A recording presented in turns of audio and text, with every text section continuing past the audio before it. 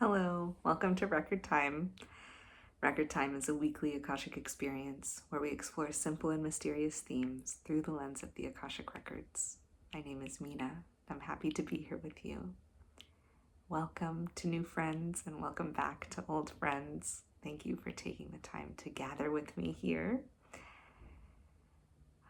I'm really excited to dive in. So, as I'm tuning into the records, I invite you to just take a moment, if it's safe, if it's accessible, if it would feel good, to settle into where you are right now. You can breathe in a way that's comfortable to you. Maybe taking a deep breath, maybe changing nothing.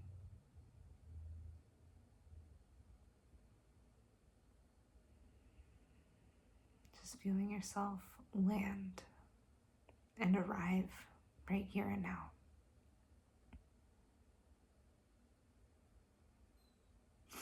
So last time on Record Time, we were talking about comfort as a way to deal with or respond to a difficult moment or stress. And I'd love to just build on that this week.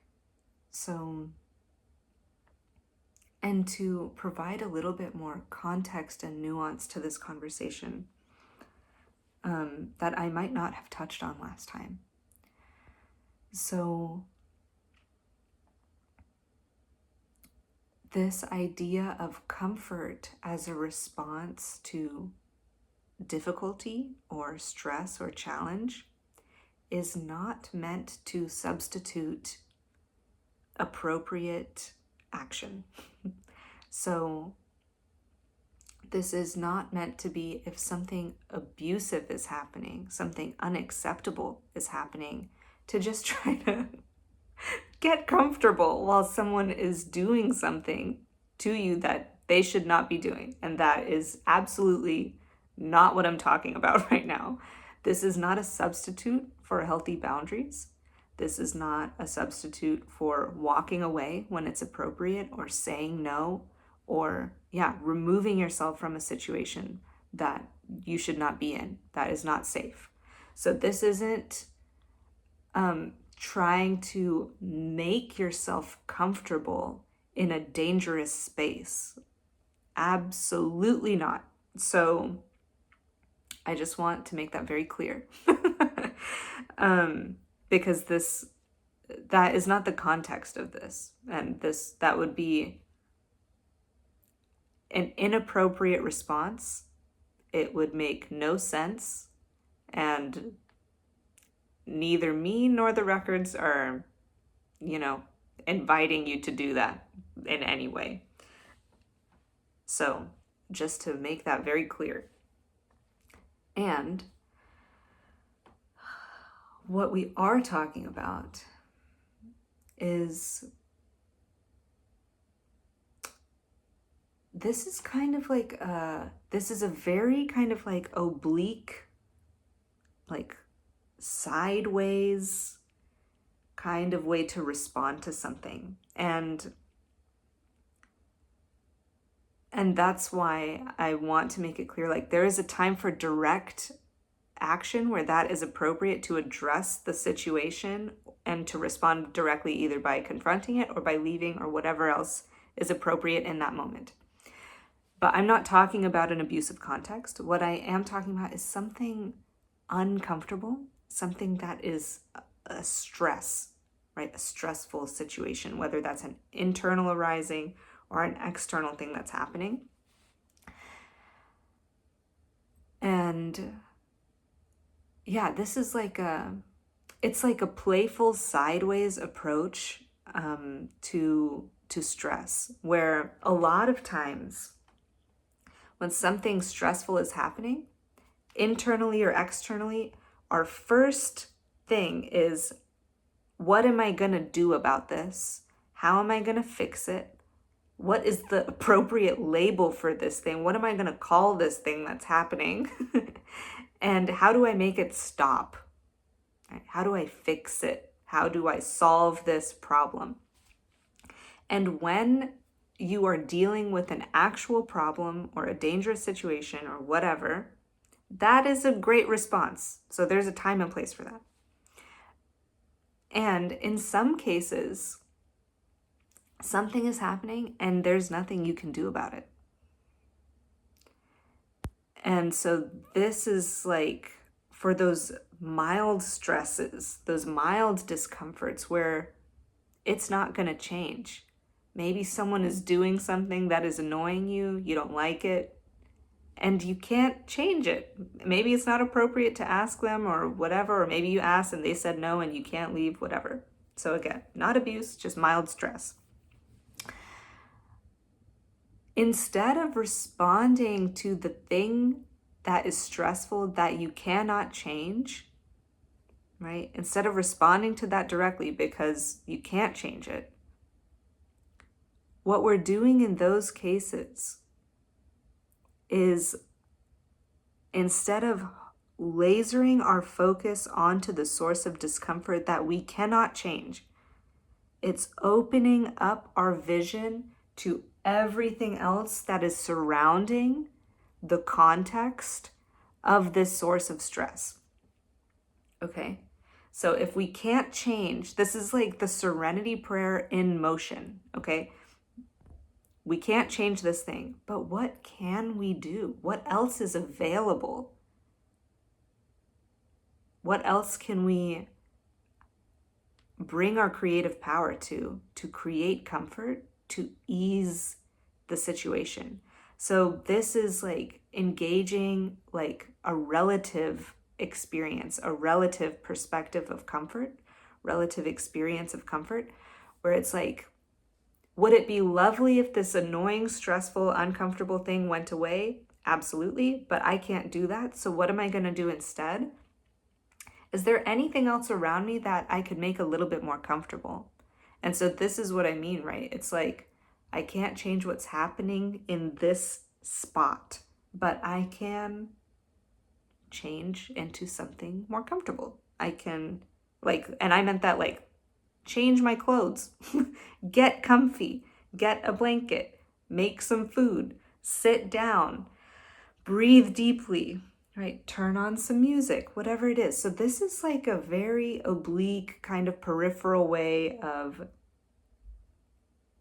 like actively creating an environment for accepting what you cannot change. I can't change this thing, so I'm going to make myself as comfortable as I can be. I can't make this uncomfortable thing stop, so I'm going to lean into what other opportunities for comfort that are available right now that aren't this specific thing. So, and in that way, it's like, there are two different ways to increase your comfort, right? If something uncomfortable is happening, one way is to get rid of the source of discomfort. And when you can do that, and when it's appropriate, do that. But when that is not available, when that option isn't available, you can still increase your relative source of comfort if that discomfort stays, but if you increase the amount of comfort everywhere else around you.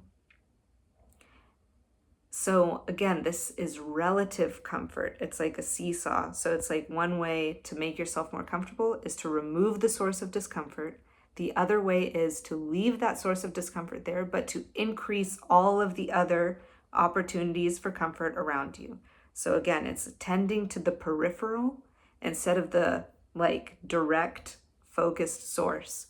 It's attending to everything, the context around the source instead of the source itself. This is subversive inherently. And this is such a playful invitation, and which is why I'm again saying it, I'll keep saying it. This is not an appropriate response to danger or a lack of safety or abuse, right? It's not time to be creatively playful when something dangerous is happening. That's time for direct action. But if it's something mild, something you just don't like and you can't change it, it almost becomes a game to amplify the comfort around you. you can like exercise, like activate and invite in your creative vision to everything else around the situation and say, how can I make this more pleasurable? How can I make this more pleasant? If this is not going to change and I don't like it, how can I get comfortable inside this context? As comfortable as I can be. And like relishing the audacity of that, like really enjoying what a freaking revolution that is. What a like wonderfully, deliciously rebellious act that is of like, this is so annoying, I'm gonna get more comfy. This is so, I don't like this, and I'm gonna do everything in my power to make myself comfortable, to like really increase and stay connected to pleasure inside myself. And there's just something so, playful about that. There's so much room for creativity. It's like it easily becomes a game. And this is something that will require practice, right? It's something, this is a skill. Creating comfort for yourself in the face of discomfort is a skill. And so the invitation is to practice creating more comfort for yourself when there isn't nuisance or stress happening. Practice getting comfortable when you're in a neutral or already comfortable situation. And the more you build that comfort muscle, the pleasure muscle, then you'll be able to call upon it even when discomfort is present. You will have honed your gaze, honed your vision of like, okay, something bad is happening. I am already scanning to see how I can make this more pleasant, comfortable, easeful for myself. So that is where I'm going to leave you for today. And I would love to hear from you how this like extra context landed for you. And if you haven't seen the first part of this, I invite you to go and watch that one. It's there on my website. But yeah, how did this land for you? What does this inspire within you? How do you think about this? Do you hate this? Does this make no sense? I'd love to know what you think. So please feel free to send me a message or leave a comment if you care to share your thoughts.